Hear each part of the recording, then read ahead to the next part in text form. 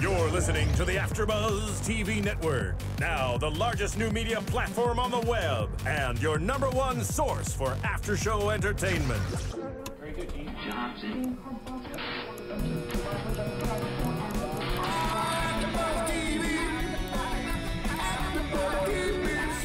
The AfterBuzz Studios in Los Angeles, California. Presented by Maria Menounos and streaming live thanks to Akamai Technologies. This is AfterBuzz TV's Dominion After Show. We'll break down tonight's episode and get you all the latest news and gossip. And now, another post-game wrap-up show for your favorite TV show. It's AfterBuzz TV's Dominion After Show. Yeah, welcome back, guys. Are you gonna speak, or are you? I wanted to talk about Las Vegas. We're talking Dominion here at AfterBuzz TV. SyFy's Dominion. So we're listening to Ray Newman sing about Las Vegas a little bit. Okay. And it's a fun song. It's a good one. We're talking about Vega in the future, and here he talks about how Vegas is just stuck up in there. And it will be there forever, as we see in this show. All I hear is strange things are happening to me from Toy Story. That is this song. That's all I hear. You got a friend in me. Yeah. But guys, this is a very exciting episode. This show has really just gotten into its groove. So let's start talking about the show. I'm your host, Zach Wilson. Let's introduce the rest of the panel. I've got Yael Tygiel sitting right next to me. Hi, everybody. Over here we have Liz Rishmawy. What's up? And Tauri Miller. Hey. And we are ready to talk Dominion, but stick around because we've got a special announcement. We are very excited to announce a guest that will be coming on the show next week, and we are going to announce that guest. He is going to be announced at the iTunes break. All right. I'm See sorry. what he did there to you guys? I've always wanted to do that. You're that guy. But yeah, stick around because it's going to be a very exciting panel next week. But let's talk about this panel this week. Yeah. So we open up on, as we left last week, Michael bleeding out. Because he got stabbed with what was the name of the metal? It was Empyreon. Empyreon steel. Sounds like a Pokemon. Isn't there an Empyreon Pokemon? Anyway. It's very possible. Yes. But it's apparently, I guess, the only type of metal that can kill an angel, is what I gathered from it. So as soon as he told us about the steel and that it can kill him, and it says it should have killed me, I was like, I was right last week with my statement that I thought that that Furiad had stabbed him and broken it on purpose to kill him because he stuck the steel. And we were discussing why it broke, and I think that I was proven right today. But I thought the you guys guessed that he did it on purpose, or Michael got stabbed on purpose to bring Alex back to the city. That was not my. That was the internet's. There were some comments that was an interesting theory. I think that it's sort of now. I think it was your theory. That's why it was so interesting. I'm kidding. Well, it's an interesting theory, but I think the fact that now we got the Empyrean steel aspect to it, where we know like this is a type of metal that can really kill him. Yeah. I don't think that's a reasonable assumption anymore. Yeah. I don't think he's gonna die. There's too much left for him to do. Right, but I think that he was stabbed and the sword was broken on purpose so that the steel would stay in him. Yes. Yes. I was right. I want a point. No, that makes sense. And he knows, because of just the strength of an angel's body, like the fact that the wings are bulletproof and everything, he knows that like just turning his body is stronger than the sword itself. Like he could snap the sword, doesn't change the fact that it could kill him. Yeah.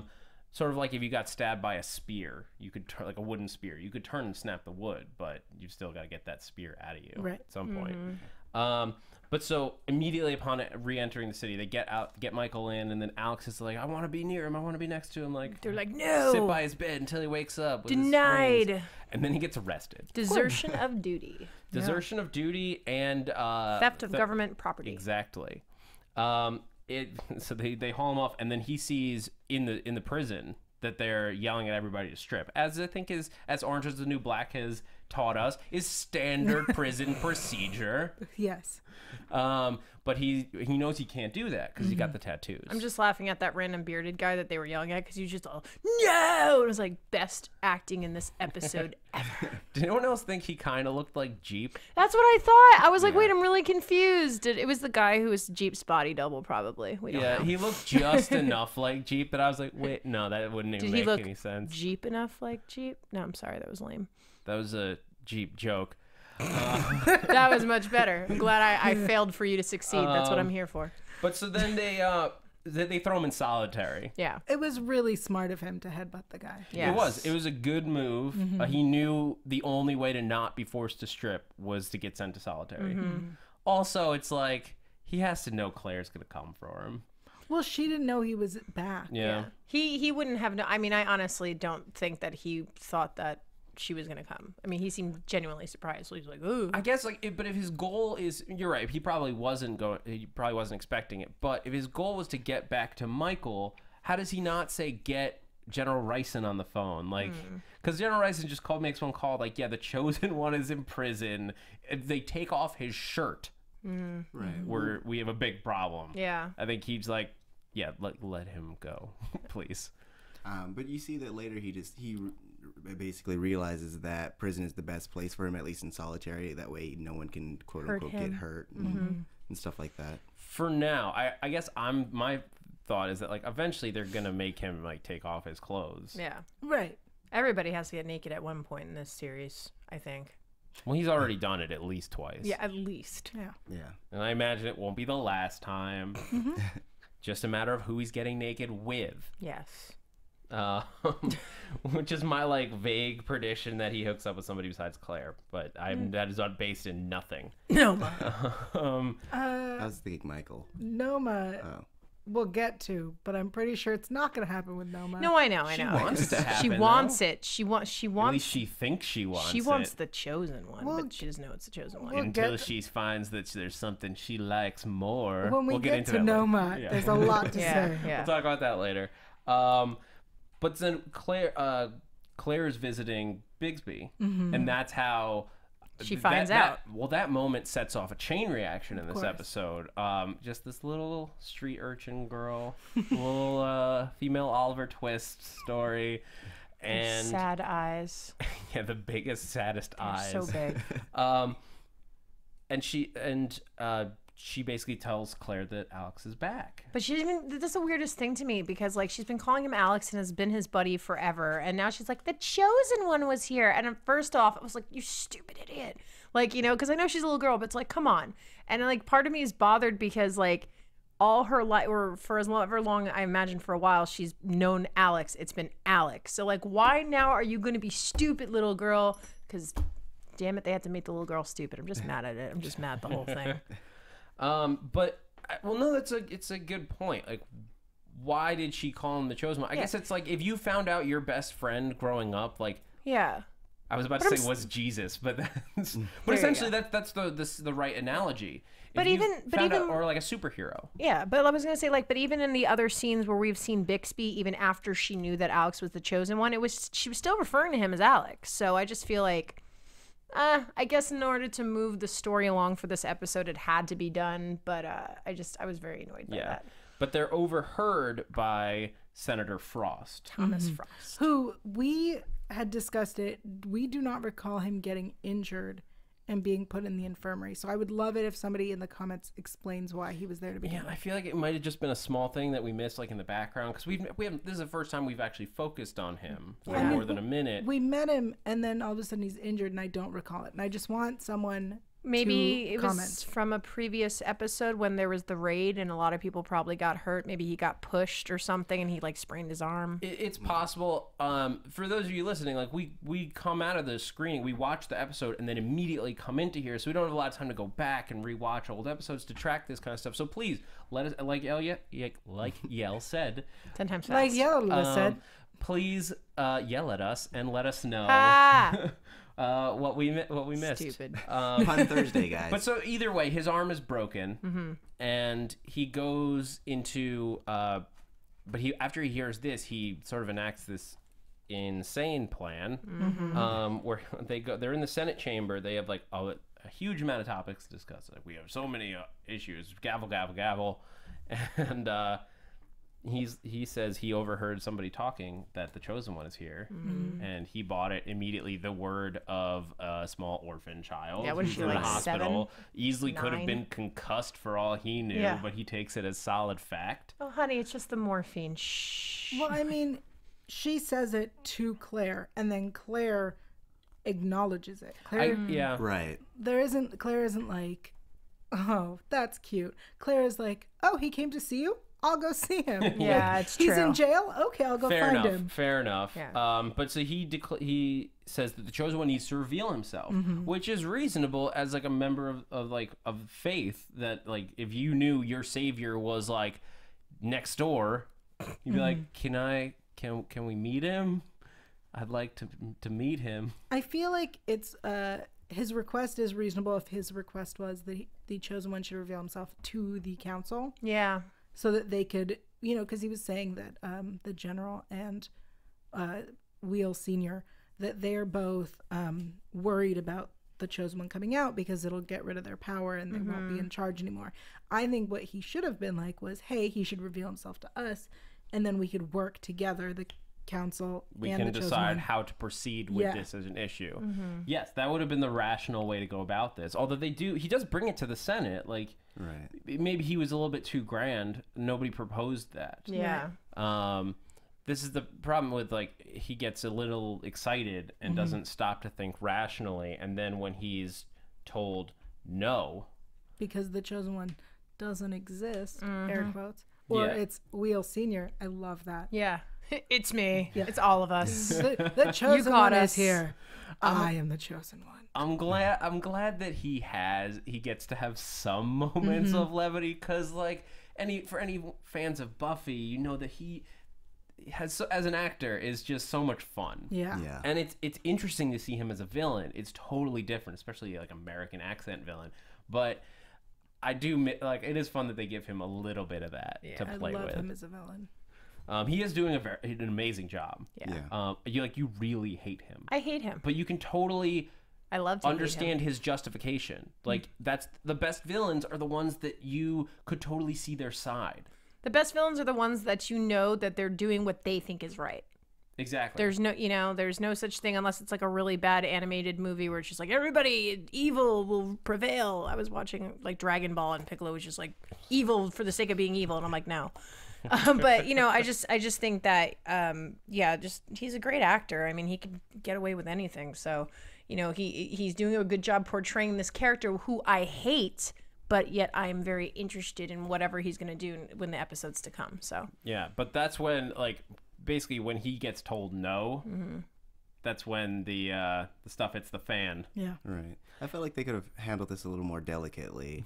Like, I mean, instead of making fun of him. Yeah, like they make him a spectacle as opposed to being like, hey, I mean, that's not a thing, but I mean, we'll talk about it later. It's just more of like they poke fun at him to the point where he feels like he's cornered. Yeah, it's true. It's a fair point. It's a classic superhero story in a way, that or supervillain story of like the guy, he was just like a regular guy who like needed some help, and you prodded him just enough to turn him into a supervillain. Right. Yeah. And apparently this guy has the ability to do supervillain-like stuff, like flood the city's grain supply with his android. What's that? Oh God, I wish we had a chance to like write it down. It's just this long thing. It's my remote control irrigation biometric control system. Say it again. Yeah. It was his remote control biometric blah blah blah blah system. Oh, I ruined it. Oh.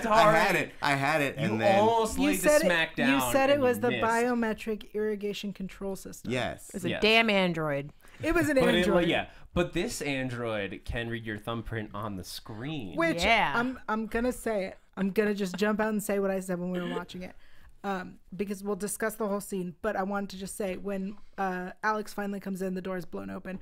Their sniper could have taken him out, and then you were like, "Oh no, you need the thumbprint." Yes, you need his thumbprint, but it doesn't have to be a beating actually thumbprint. In as recent as now, they've updated biometrics to have a warm signature. Right. It's warm enough when he just gets shot. Right, but like there's been a string of crimes with biometrics nowadays, so they have to put in securities to make sure. You that... fascinate So in me, theory, Tauri. How do you know 25 these years from things? now, there could be a feature that waits for the blood pulse, because there is a slight pulse in your Right, thumb. right. Yeah. I know that that's how it is, but he just said it was his thumbprint. He didn't it's true. say It's true. that it had to be a living Well, because thumb. you say it has to be my thumbprint with my blood pumping through it. Well, and- there's a difference. Sorry, I've been watching a lot of I'm really Leverage. laughing because I'm just picturing like crap. He's been dead for like, you know, now his body is cold and somebody just like takes his thumb and goes and just breathes on it and presses it to the screen. That's not how it works. Fifth Element style. Yeah. yeah, Sorry. it's like that's not what So you do. he takes them hostage. He does. He invites Big Wheel and General Ryson up to the tower, ostensibly to show them the irrigation system, which is like something that General Ryson just hasn't gotten around to, is what they say. Something like that. But I guess that's fair. It's like if General Ryson's like he's got a ton of stuff to do, and they're like, oh, let me show you the new irrigation system I designed. Yeah. Like, does it work? Yeah. Well, great. I don't need to see it. Just Yeah. as long as it's working.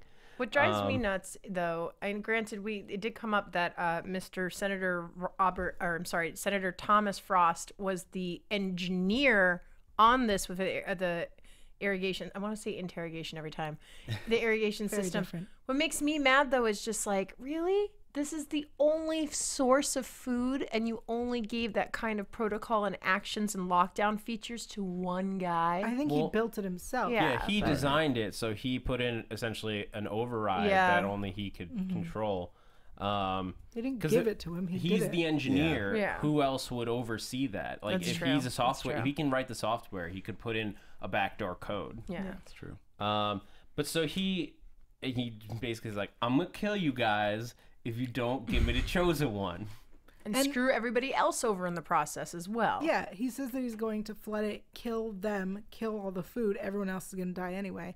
But it's not just that they don't say, like, we're not going to be the chosen one. They continue to be like, there is no chosen one.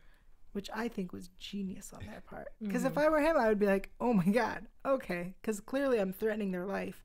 This is when they would be like, you're right, there's a chosen one. Yeah. You know? Right. And that's when Wheel's just like, it's us, it's all of us, and he's just like, shut up, sit I down. mean, he's a televangelist. He's a quick he's a public speaker. He's a quick thinker.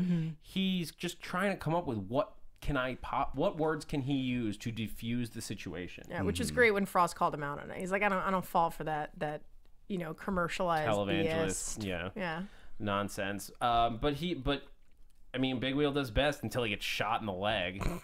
Are we going to talk So about great. that? That he got Oh my shot God! in the leg? Yes. Yael, you do it because you're the one who said it. Okay, so General Ryson then takes his general coat and tears it up to tie a tourniquet on his leg. And we noticed that Wheel No, Senior, Yael noticed Wheel immediately. Senior is wearing a tie. Yeah, she's like, "You're wearing a tie."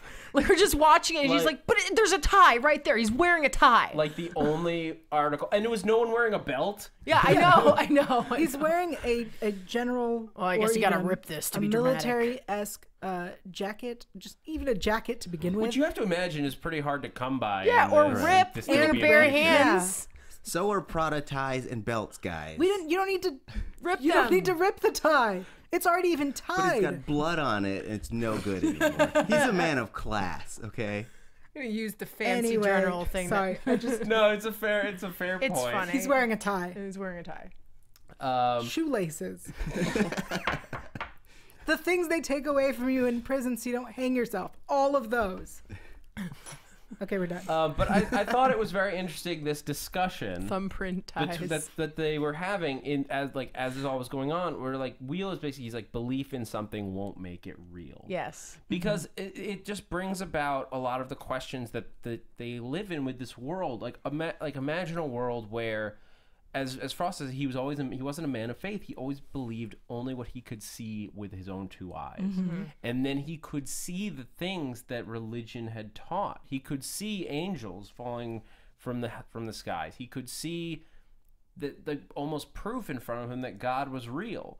So what do you do with that faith now, like, how do you conceptualize, how do you process the fact that what you thought what you had no proof of, now you have proof of, and how does that change your existence? Now you have to go to war with your beliefs, essentially. Well, I think it's, if you believe that there is none of this stuff because you've never seen it, and then you see it, that is your new reality. I know It's not even a belief. It's just like, well, there it is. I know as someone who doesn't personally believe, if angels started falling from the sky and there was a war and I could see them doing things, they have the wings and the wings are bulletproof, I could see that. That is the new reality. Yeah. My brain would jump to aliens if I saw it. Okay. But regardless, that's your new reality, is that this is happening. These are real. Yeah. So therefore, them saying, hey, there's a chosen one, I would be like, okay, because if I can accept that they're angels, then what else is real? Yeah, but what the point that Frost makes, which I thought was very interesting, is that he talks about what got them through, then the devastation that they were going through was, in a sense, a new religion, a new belief in something that wasn't tangible, that like almost the human existence, like how humans live, needed some kind of a belief in something that they couldn't see to go on, to something that they couldn't see that they could hope for, like, because it's almost a blind hope.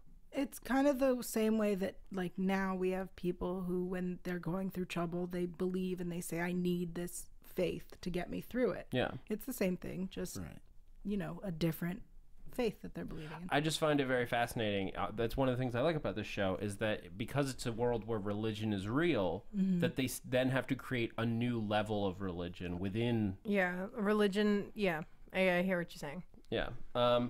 But so then they're, of course, dealing with a very real world problem with the pending flood. And Wheel is like shot, and he's like sitting there, and he has like that heart to heart with Ryson for a moment. It's like, between us, we've probably survived death 100 times. Yeah. Which is two people who've been through a war. And he's like, I think we might die because of this crazy asshole. Like with an Android phone. Like, we survived angels and 8 balls and But it's war. androids we can't survive. No. We conquered Las Vegas. So then Alex... But so while all this is going on, the Senate is trying to put together what to do. They're putting in like a response. Like, of course, like, you have to do something. Your entire food supply is about to be destroyed. And because two of your senior most people are trapped incommunicado, Becca puts Claire into her father's seat as Lady of the City Pro Tem, which is something we weren't quite sure about. We talked about, I think, last week or maybe 2 weeks ago, that does Claire, if General Ryson dies, does Claire immediately inherit his seat as like dictator? And I think this says yes. Okay. Well, I think, Becca had to incite her as that, so it's not just as easy as, okay, he's dead, so you're in charge. Well, I think because it's like there's like a vote, and he wasn't dead, but he was unable to perform his duties for the moment. But so I think it implies that Claire, if Ryson dies, and we know he's having some heart problems with pills he can't pronounce. Yeah. That would put Claire in charge of the entire city, regardless, I think, of whether or not she married William Wheel. Right. Well, the threat wasn't necessarily like she would take over, but the issue was more about Big Wheel destroying her after she's come into power. Yeah. Or at least trying to manipulate his way into, choosing some things. Right. But she seems like she can handle herself, to at least she can handle William and Becca. So if we got Big Wheel, if they both died in some mysterious accident. Although, can I just say, though, I don't think we've seen all there is to see with William. I don't think he's as easy of a pushover. I mean, I think there's going to be a part where he's going to snap. This should probably be held for predictions, but like, just because you made a note of it now, that she can control him.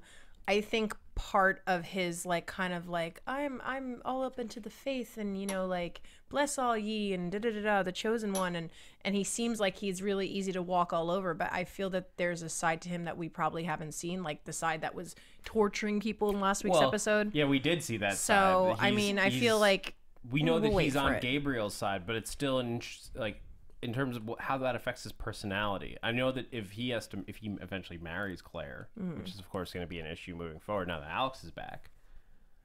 Ish. Because she already said she'd do it. I mean, we don't know. So I disagree that I don't think she's telling William what to do. She went in there and they said, you're in charge. And then she said, I think Alex should reveal himself. And then Becca and Will Jr. were like, no, we think this is what we should do. Yeah. And she said, you can have my vote. Yeah, she kind of gave up pretty quick. Yeah, she wasn't controlling them at all. Yeah. I think she will, if she is put in charge, I think she will not do well. Yeah. She's kind of flighty, taking a little bit of her, like, whatever her interests are, and dealing with that before she's dealing with the city. Keep in mind, though, that in this particular decision that she had to make, it was the faith of her boyfriend putting him in danger from in a room with a guy with a gun or whatever. And also, she loves her dad, unlike William, who kind of despises his. So I think it would have been easier for him to make a decision where it's like, no, send him in. Like, he doesn't really have that attachment to his father like Claire does to hers. So, and then again, because the chosen one is her boyfriend, not that anybody knows, or most people don't, it was harder for her to do that. So I'm going to give her a little credit and think that maybe just because of the situation, it was a poor choice. And that's why she's like, okay, whatever. I don't want anything to do with it, you know? That's or she knew that they were what their decision was going to be. She knew that they had to vote. They had to get the. I mean, she would have lost the vote anyway. So it's kind of like whatever. But she goes in there. She knew that if she went there, she could give an executive order to at least get Alex in the room by himself, and that ends up working out. She gives it. She goes in and she's like, he will negotiate, and they're all like, him. And Ethan's like, but I'm the talker. Oh, Ethan. I think what's really interesting is that she originally said Alex should go in and do this and reveal himself. And they were saying, no, he shouldn't. But then when she goes down to give the executive order. Basically, that's what happens. Not just that he had made the decision before she told him, hey, maybe you want to reveal yourself. He had made the decision. I think that was why she said, gave the executive order, because he had said, it's his choice to come out, really. It's everyone's own choice to come out, guys. Can't force someone out. And it's something I'm glad we're seeing him a little bit more active in his choices. Until now, he's been sort of reactionary. Running away, which we want to see. Alex is the character we still haven't gotten to. He's been more reactive.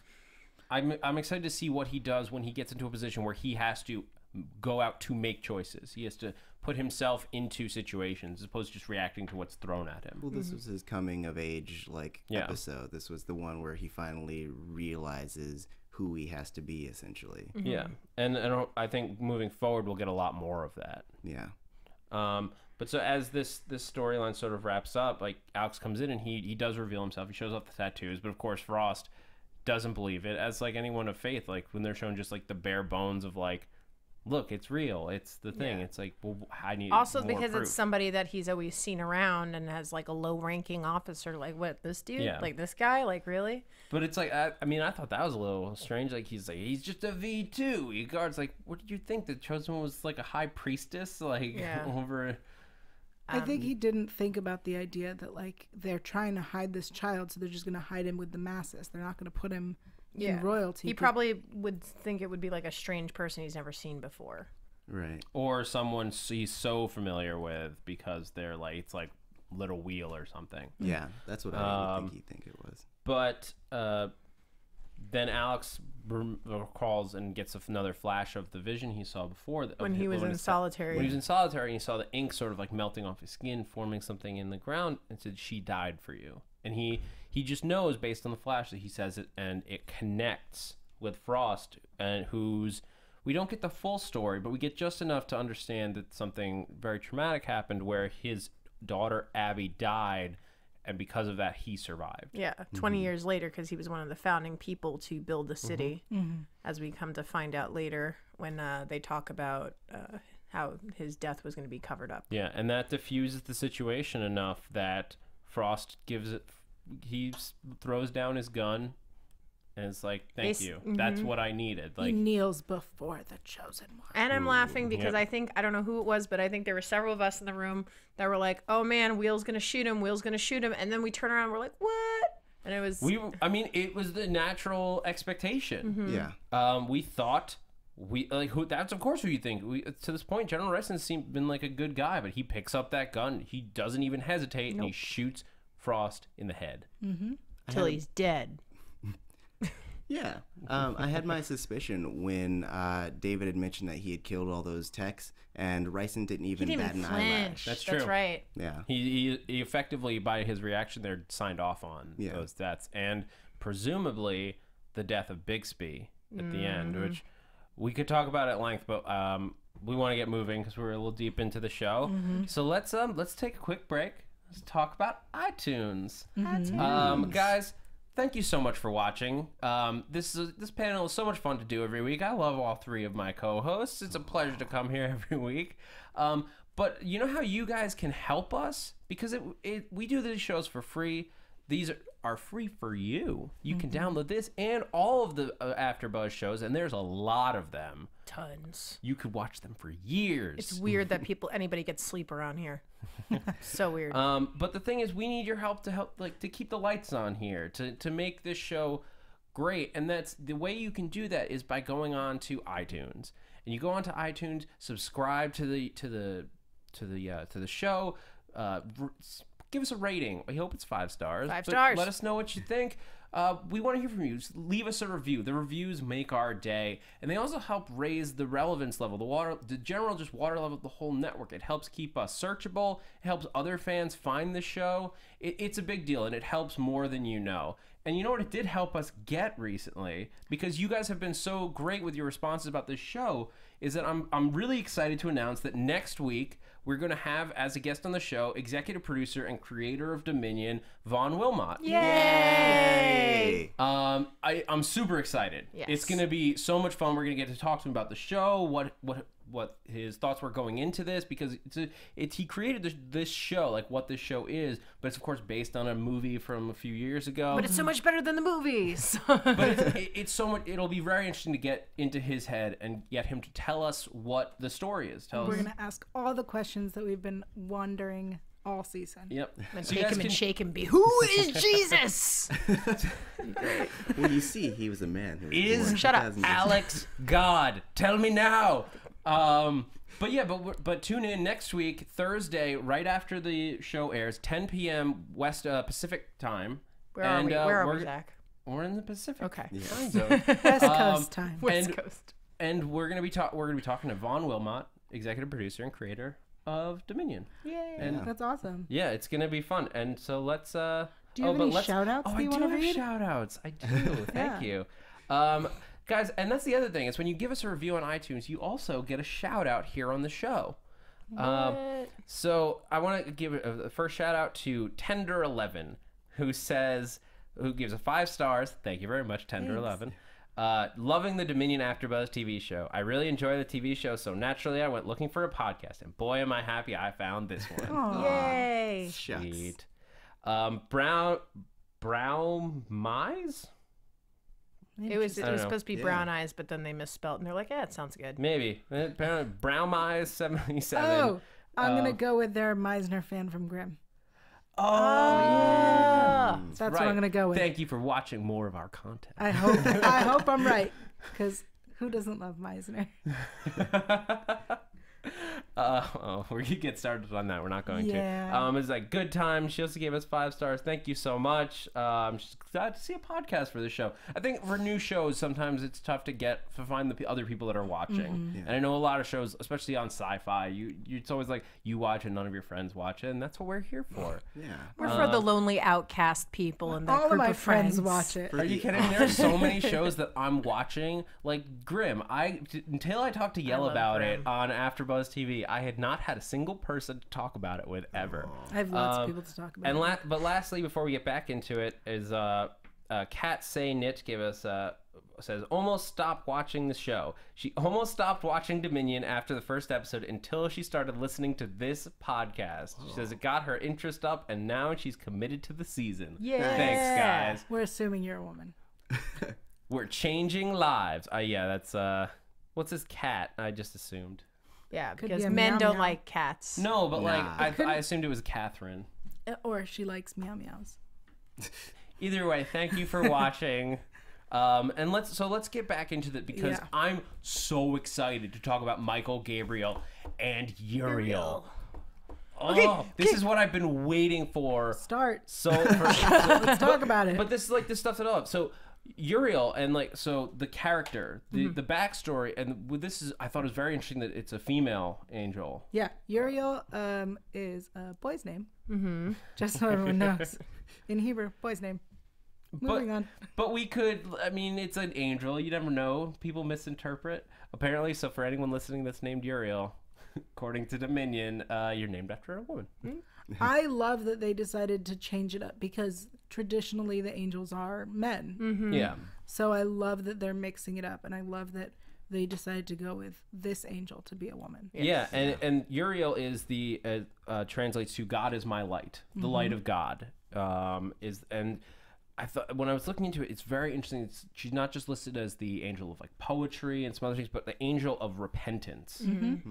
But what I found fascinating was that according to the book, The Revelation of Esdras, it says that the angels that will rule the world, like following the apocalypse, so like after the world is destroyed in the apocalypse, the angels that will be left to rule the world. And there's like a big list, but the main ones are Michael, Gabriel, Uriel, Raphael, and then these 5 ones that I've never heard of, like Gabuthleon and Baboros and Acre. If I get a new cat, I know what I'm naming them. I don't know how to pronounce any Arfagutino, of that's these. my new cat's name. Arfagutino. I don't know how to pronounce those ones. Zebulion. Either way. I love bouillon and soup. But Michael, Gabriel, Uriel, and Raphael. And Raphael was mentioned last week.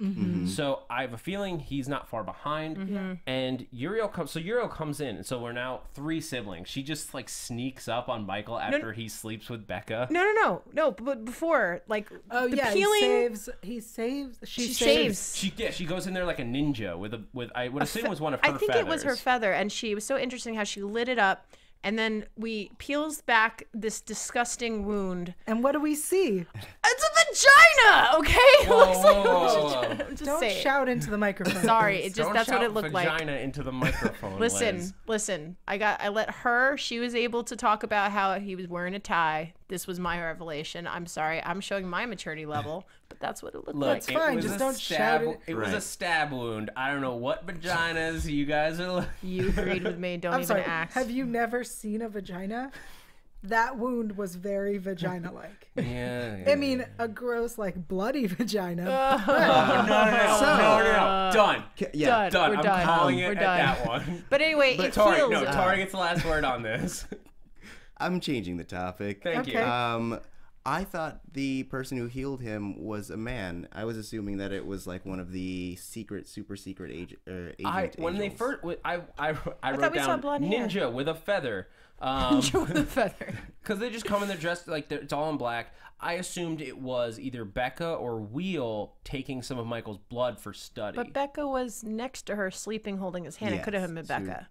Well, somebody gathering it for her. Sorry, because Becca and Wheel were conspiring a week ago to study Michael to find out his weaknesses. Which she This did. is the perfect opportunity. Which we saw Becca was studying the sword and his blood. Yes. I assumed when she first snuck in that it was related to that until she started healing him with her feather magic. Right.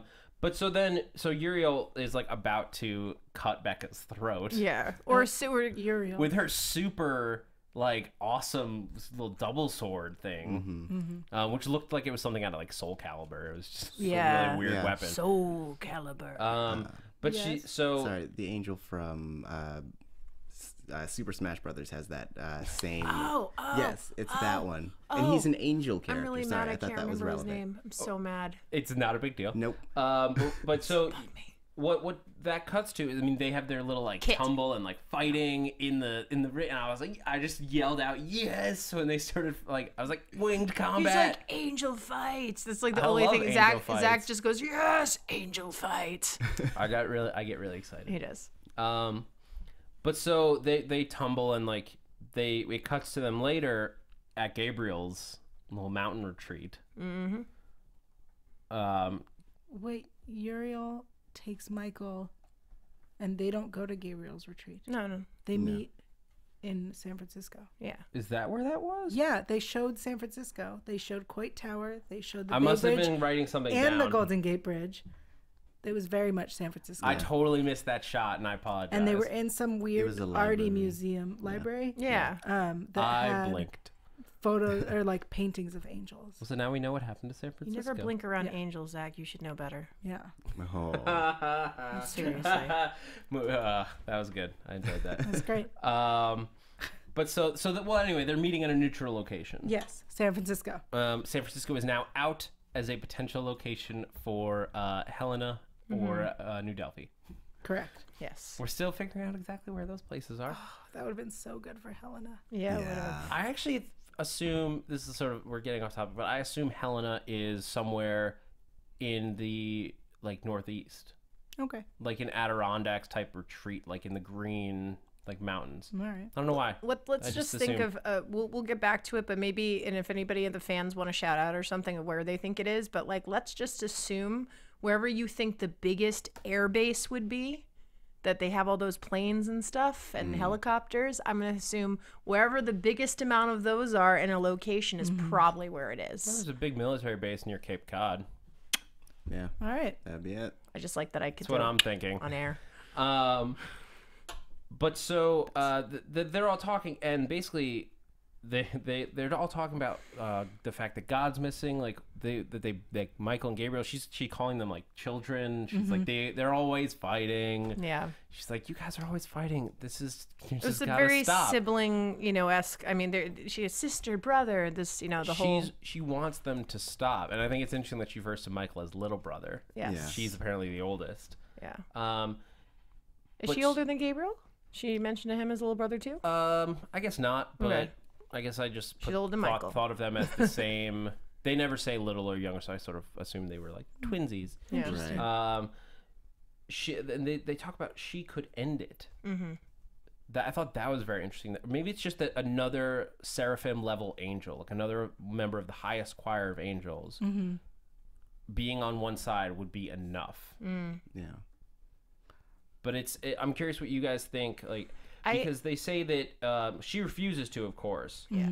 But you two, they're fighting over a world that's not made for them. I found it very interesting how disgusting it was, assumingly to Uriel, that Gabriel learned how to possess the 8 balls. That there was a comment that was made that apparently was very disgusting or detesting or to the other angels, the higher ups, like that was like, ugh, what would you do that for? I would think that they would equate it to like being inside of a dog or something. Maybe. Yeah. I found it really interesting that they referred to the angels as 8 balls because we had said that the reason they're called 8 balls, Well, we assume. we Black assumed eyes. was because of the black eyes. Yeah. Which, if they are angels, talking about other angels, I feel like they wouldn't call them that. Yeah. You call would them- assume that they had their own name Yeah. for them. Or they would have called Right. them like lower levels, the lower levels or something like that. Though Michael's been around all the Vegans for a while, so I mean he's But- bound to use their terminology. Uriel also uses the terminology 8 balls. Yeah, and Yeah. she's been gone for 25 years, which they do mention, like, where the hell have you been? I guess in a sense, if we assume that angels, like when they're up in angel, like they don't speak English, so whatever name they have for them may just not Did you have just say a when they're up word. in Angely? Angel World. Oh, Angel World. Okay, I'm just Heaven? New theme Heaven. park. Angel World. Well, like I don't want to Los call Angeles. It, I don't duh. want to call it heaven because I feel like that's going to be something the show plays with a little bit, like heaven versus hell versus where the angels were. The angel plane. Yeah. I think I disagree because I think that they would call each other by different names then. Because if it doesn't translate or the language isn't the same, then they would just either call the lower angels what they called them or not. But but again, if humans gave Michael the name Michael and gave Gabriel the name Gabriel, it's like that's just what they are called in this plane of existence. Well, though technically, by all rights, the names came from God being dictated to a human. So those were their names originally. Boom. Yeah. I think we're off topic. Anyway. I just think it's interesting they call But them no, Michaels, but that's all. it's something that I think as we get more into the show and we start to get more, as more angels show up and we get a little bit more of the lore there, that some of this might get more explained. Hopefully. We might get more info on it. We'll ask Vaughn about it. I was about to say we have the right person coming in next week. So. But her reaction to God leaving, I thought was one of the very interesting changes here that she talks about. They were Father's favorite creations. And so, but the big thing with Uriel is that she switches. She basically pledges to both sides. Yeah, she says, right to Michael, she says, "You won't face Gabriel alone. You will have my sword." Hug, sad, pan out, look at the camera. And then the same exact thing happens. We go over and she's actually lying then. And then she says to Gabriel, same thing. "You won't face Michael alone. You have my sword." Hugs him, evilly smirks, which makes me believe that she's not on either of their side. I think she's just playing them both for some other plot that we're not sure about. And that's that. I like that thought. But let's really quickly talk about Erika and Noma. Quick thoughts on that. I think Erika is insinuating that Noma is a lesbian, and I think that Noma's going to go with her. That's my honest to God, I believe that's what happened. I mean, Erika basically wants Noma to go with her because she sees a strong woman. Yes. To go with her to this like Thermopylae. Yeah. Right. I agree, yes, but then I also think there might be some sort of thing to that we don't know. Like she said, like, why would I leave Vega? She's like, why would you come here? Why would you stay? And part of me thinks like maybe she's not originally from there. Maybe she's originally from a place where maybe she's from Helena. I don't know. I'm just kind of throwing it out there. Let's figure out. Why don't we talk about that in predictions? Yeah. And now, your AfterBuzz TV Predictions. All right, so guys, real quick, let's fire off. What do you guys think? I think next week's episode looks really good. We got to see there's some Alex in training stuff going on. Alex getting visions of who he's going to be fighting. People going through windows. Yeah. So quick predictions. Yeah, what do you think? I think next week's episode is just going to be an entire episode of training. That's what I think. Yeah. But I do agree that I think Uriel is playing both sides, and then in the end, she's going to be even more evil than Gabriel. That's exactly what I was gonna say. I think it's all about training. I think that I think there's also going to be, because we did mention briefly that Bixby's dead now, and I think that this is going to set Alex off in a whole direction of just rage and frustration and how he's really just putting his all into the traiing and fighting the corruption and just trying to. He's like, enough is enough. So. Gotcha. It's gonna be a bunch of training. I'm really looking forward to seeing, because we know that he has prophetic powers from the thing. Because earlier you see the water and it dripping off his thing. So it's mostly gonna be about him learning how to control it and know how to interpret them. So it'll be like a Joseph and the Technicolor Dreamcoat kind of thing. I think, in terms of the training, I think you're right. We're going to see a little bit more of that. I think we're going to see mostly him learning how to fight an angel. Yeah. Like what ways to fight a being that is significantly more powerful, at least than he is at this moment. But my big prediction, sorry, let me get this out. My big prediction with Uriel is that I think because as the angel of repentance, I think what she's really trying to do is she's trying to make Michael and Gabriel answer for what she's going to see as their crimes against the world and their crimes against God, and that their fighting is really what drove their father away. I think that's how she sees it. Interesting. Yeah. So she's playing them against each other because she's basically mad at both of them. She's the God is my light. She's there to save the world. I think she's a third party that's like, neither one of you is right. I'm just going to get rid of both of you and it'll work itself out. I think she spent the last 20 whatever years off with God. She knows where God is. Interesting. That's what I think. I was just gonna say, I hope next episode maybe we'll even at least get a sneak peek into what she's been up to or where she was in the last 25 years.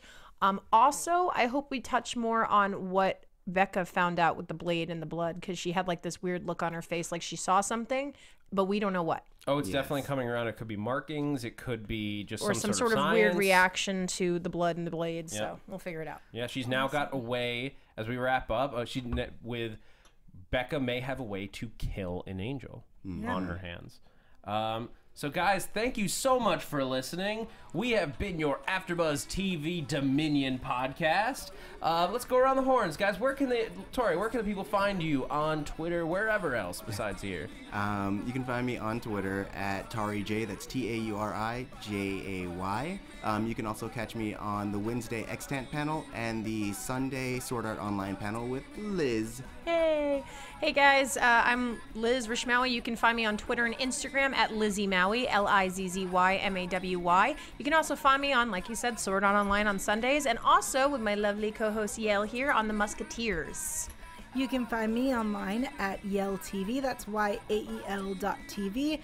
There you'll find awesome information about the beautiful stylings from Siren's Boudoir. You can also find me on Twitter, Instagram, YouTube, and Google Plus at Yael Tygiel. That's YAELTYGIEL.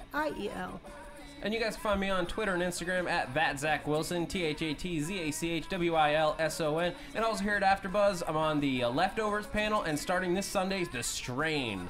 And don't forget to tune in next week for our interview with Vaughn Wilmot, the executive producer and creator of Dominion. I'm Zach Wilson, and thanks for geeking out with us.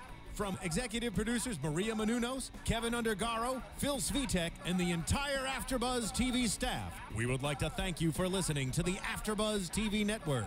To watch or listen to other after shows and post comments or questions, be sure to visit AfterBuzzTV.com. I'm Sir Richard Wentworth, and this has been a presentation of AfterBuzz TV. Buzz you later. The views expressed herein are those of the hosts only and do not necessarily reflect the views of AfterBuzz TV or its owners or principals.